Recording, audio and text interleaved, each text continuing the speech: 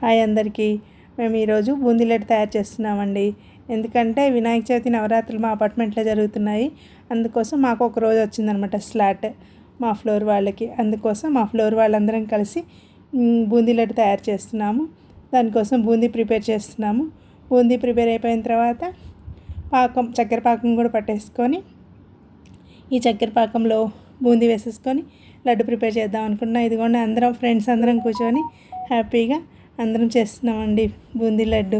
చాలా హ్యాపీగా అనిపిస్తుంది నాకు ఇలా చేస్తుంటే. అలాగే ఇవన్నీ కలిపేసి బూందీ పాకం రాగానే కిస్మిస్ అవన్నీ కలిపేసి లడ్డు ప్రిపేర్ చేస్తున్నాం. ఇదిగోండి ఇలా కవర్లో పెట్టి చేస్తే ఈజీగా వచ్చేస్తుందని మా ఫ్రెండ్ చెప్పింది.